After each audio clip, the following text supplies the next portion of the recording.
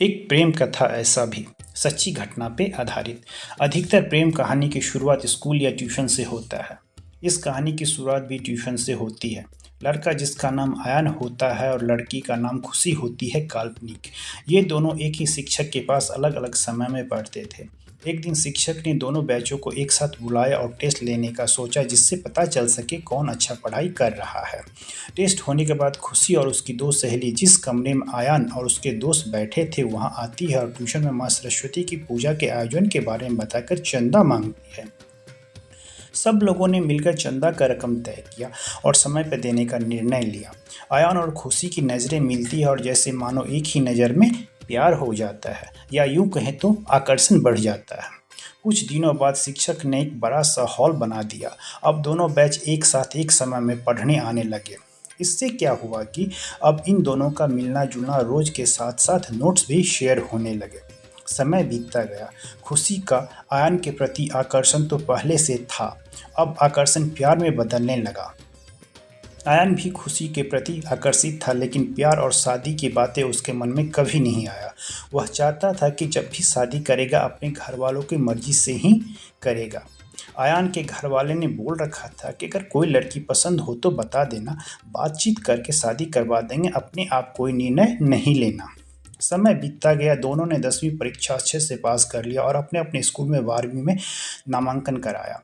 आयान और खुशी अलग अलग स्कूल में पढ़ते थे। खुशी गर्ल्स हाई स्कूल में पढ़ती थी और आयान बॉयज हाई स्कूल में पढ़ता था। उस समय के दौर में मोबाइल और सोशल मीडिया नहीं हुआ करता था। खुशी दिनों दिन आयान को और अधिक चाहने लगी थी, लेकिन आयान थोड़ी दूरी बना के रख रहा होता है, क्योंकि उसे भी आभास हो चुका था कि खुशी उसके प्यार में पड़ चुकी है। दोनों ने 12वीं की परीक्षा पास कर लिया और इत्तेफाक से एक ही कॉलेज में उनका नामांकन हुआ। खुशी और आयान अब हर फंक्शन में एक दूसरे के घर आना जाना शुरू कर दिए, जिससे कि उनके घर वाले भी एक दूसरे को पहचानने लगे।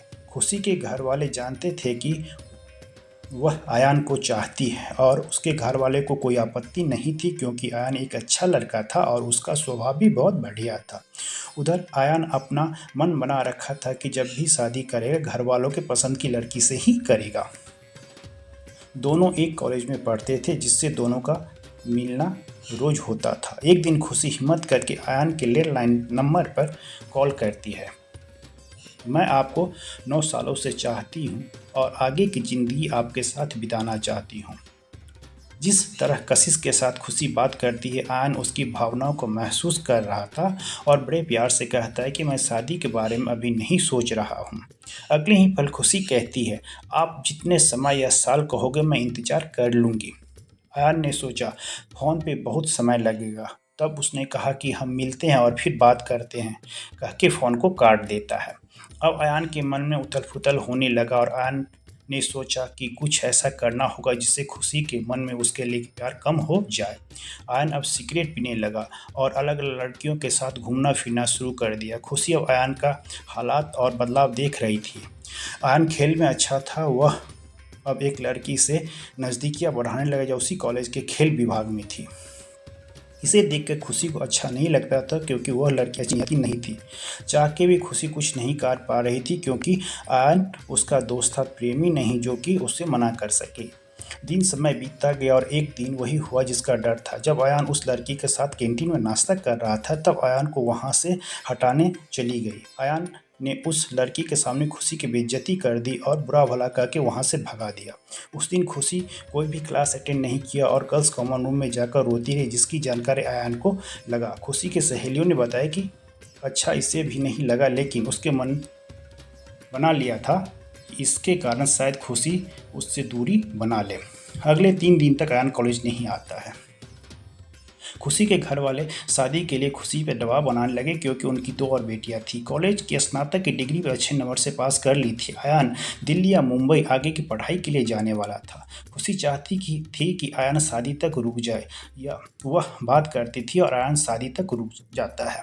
खुशी आखिरी कोशिश करना चाहती थी कि आयन को मनाने के लिए कि वो शादी के लिए मान जाए और हामी भर दे, जिससे खुशी अपने घर वालों को बोल सके कि आयन तैयार है और इतने साल तक समय मांग रहा है। खुशी और उसकी दोस्त सहेली आयन से मिलने उसके घर आते हैं और खुशी शादी का प्रस्ताव रखती है। आयन बड़ी विनम्रता के साथ उनकी बात सुनता है और अंततः कहता है कि मैं शादी अपने घर वालों की मर्जी से करूँगा और सबसे बड़ी बात यह है कि मैंने खुशी को अभी तक पत्नी के रूप में कल्पना तक नहीं किया है। खुशी इस बात से तकलीफ होती है पर वो समझ जाती है कि ये प्यार एक तरफा था।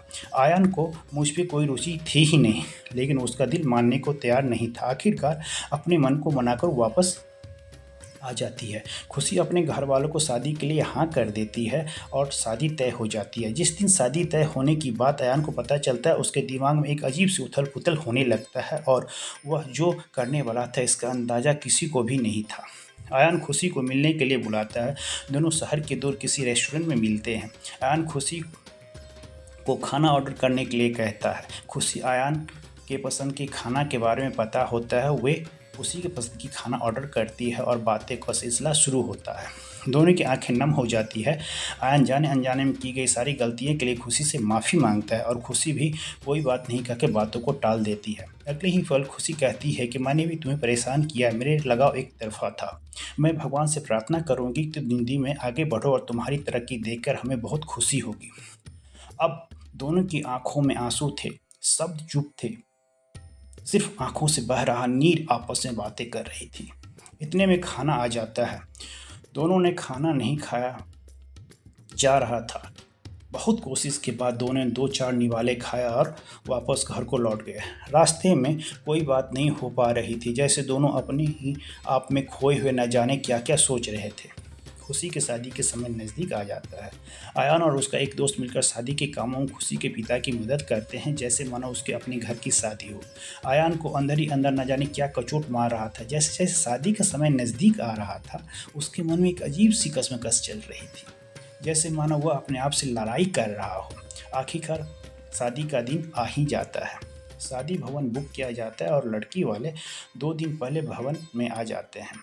लड़के के घर उस भवन से नज़दीक ही होता है। शादी वाले दिन आयन भी आता है और उपहार के रूप में तरह तरह की चूड़ियाँ कार्टून में बड़े बॉक्स में पैक करके लाता है, क्योंकि खुशी ने कभी चूड़ियों के बारे में आयन से बात की थी। शादी का मुहूर्त होने वाला था। खुशी तैयार हो रही थी। वो अपने आने वाले जीवन के बारे में सोच रही थी। आयन एक कोने में बैठा न जाने क्या सोच रहा था। कभी उसके मन में आता मैंने गलती तो नहीं कर दी। अगले ही क्षण सोचता खुशी तो मेरी अच्छी दोस्त है। प्यार तो मेरी तरफ से कभी था ही नहीं, दोस्ती तो ताउम्र रहेगी। कॉलेज के सारे दोस्त आते हैं। वह आयन के मनोदशा को देख रहे थे और इस विषय में बात ना करके खाने पीने और नाचने गाने में अपने आप को उलझाने की कोशिश कर रहे थे। अब शादी का मुहूर्त हो जाता है। दूल्हा मंडप पे बैठ जाता है और शादी की विधि शुरू हो जाती है। आयन और उसका दोस्त बारातियों को स्वागत और उसके खाने पीने में कोई भी कमी न रह जाए उसे ध्यान रख रहे थे। शादी के जोड़े में खुशी बहुत खूबसूरत लग रही थी। आयन का नज़र भी उससे नहीं हट रहा था। अंततः खुशी की शादी हो जाती है और विदाई का समय आ जाता है। खुशी सबको पकड़ कर रो रही होती है और जब वो आयन के पास आती है तो आयन जैसे उसे जीवन के लिए शुभकामनाएं देता है, खुशी उससे लिपट जाती है और छोड़ने का नाम नहीं लेती। सारे लोग देख रहे होते हैं। आयन की आंखों में भी आंसू होता है। वे उसकी विदाई वाले गाड़ी में छोड़ने जाते हैं और किसी तरह उसकी विदाई कराता है।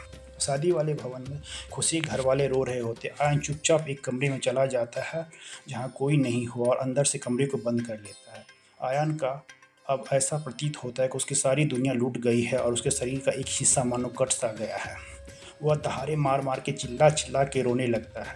आवाज़ कमरे के बाहर तक आ रही होती है। दरवाज़ा खोलने के लिए उसके दोस्त और खुशी घर वाले बोलते हैं, लेकिन आयन किसी का नहीं सुनता और दहाड़े मार कर रोता रहता है, जैसे कि मानो वह अब एक कदम नहीं चल सकता खुशी के बिना। लगभग 3 घंटे तक रोने के बाद वो किसी तरह अपने आप को संभालता है।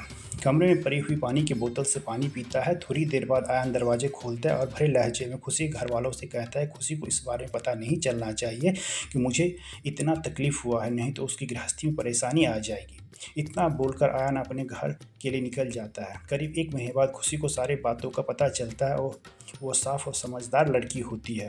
उसने सोचा आयन से मिलकर बात करूंगी।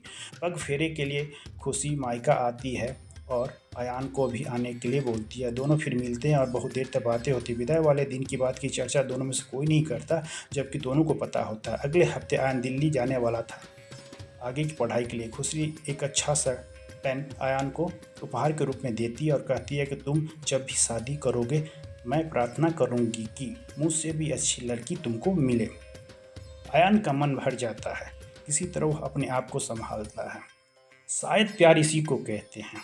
सच्चा प्यार कभी भी मुकम्मल नहीं होता, बस एक दूसरे की फिक्र ताउम्र रह जाती है।